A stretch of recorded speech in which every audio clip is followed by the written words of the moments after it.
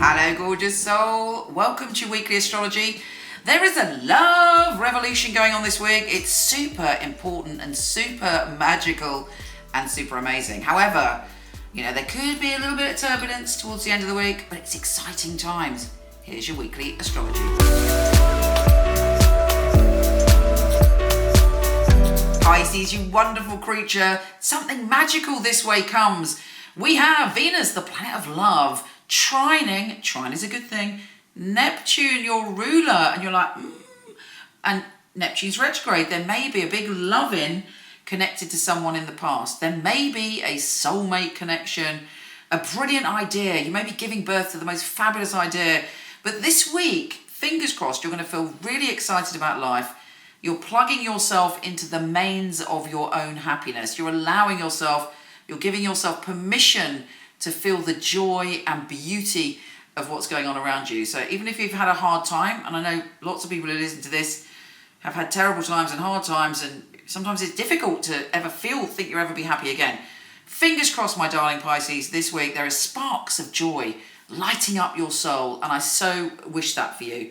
And also profound emotional connections where you feel empathy and union with other people. So good, so sweet, and you so deserve it. But let's start at the beginning of the week. I'll get to that in a minute. So firstly, we have Venus, the planet of love, in a great position for you. You're feeling super creative. You're feeling super alive at the moment. And it's opposing retrograde Jupiter. Now, most oppositions are like, an opposition. But we have this opposition with Jupiter. Jupiter's like, nah, forget that. I don't do beef with anyone. I'm going to just sprinkle some good vibes on the situation. I'm going to help you expand whatever place I'm in.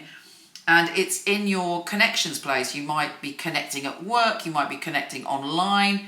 But you feel part of the whole, you know. And you're never happier than when you actually feel okay in the world and that you have your connections, your little golden lights of people that you connect with. And you can find that this week.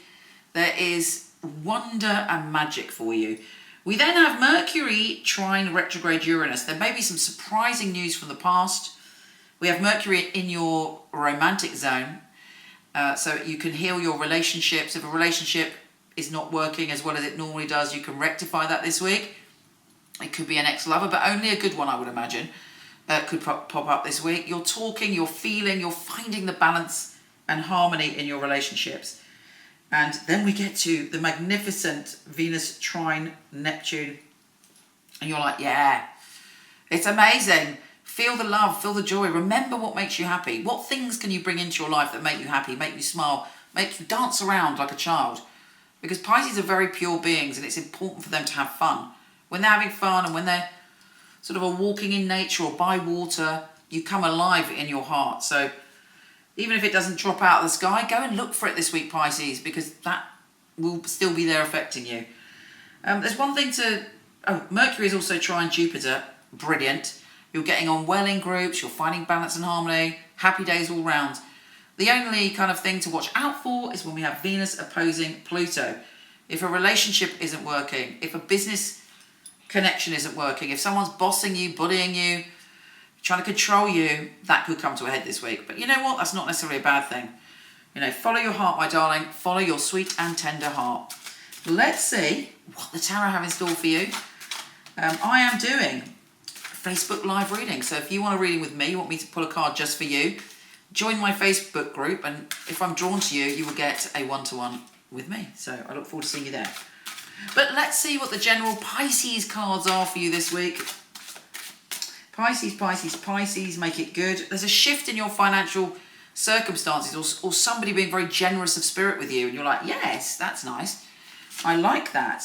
And there's a union of souls. Exactly what the cosmos is saying is reflected in the tarot. The Two of Cups, a union with someone where you have balance, where you have equality, where you have harmony. And you so deserve that because you give so much emotionally to other people. You know, it's great when you have a connection that is equal. Look out for an Aquarius, Libra or Gemini. Let me just see if that's a good thing or a bad thing. Oh, and a Taurus, Virgo or Capricorn. So it looks like there are a few people circling you, and you are the Empress. You know, again, regardless of gender, you're the Empress. You're giving birth to ideas. You're feeling the sensuality of life flowing through you this week.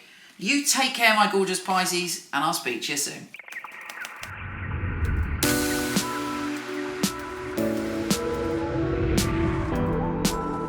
Hi gorgeous, before you go, check out my new film on my fabulous psychics. A lot of people ask me for readings, I don't do them anymore, but for over 20 years I've had an award-winning team of psychics that I truly hand-pick.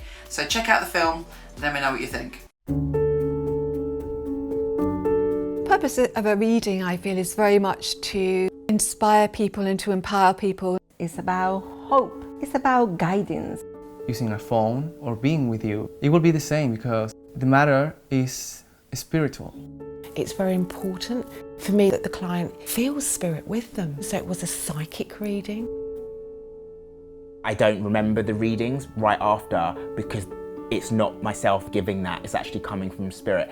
And it is a bit like a three-way conversation. I've got the person on the phone, I've got me, and I've got another voice that's telling me things. I even shock myself, things that I come up with, and I think, how did I get that? I'm channeling messages only for one purpose, to help people. It's been able to help somebody have a map back to where they've got lost from. My priority is to connect to your truth and have the best life that you can have. I think in my readings people feel a sense of a safe space where they can really be themselves, let go. You need a feeling of being understood because reading should be empowering. I will make sure when the reading is finished that you're happy with everything. I couldn't do anything else. It's part of who I am. It's what I came here for, obviously. And when they come back and tell you they've got their dream job or the love of their life, that really makes me feel like I'm valued. I love to hear a sigh of relief. A lot of weight has been lifted off their shoulders. We have the answers that we are looking for within ourselves. I know I have the tools to help you. Everything begins and ends with you.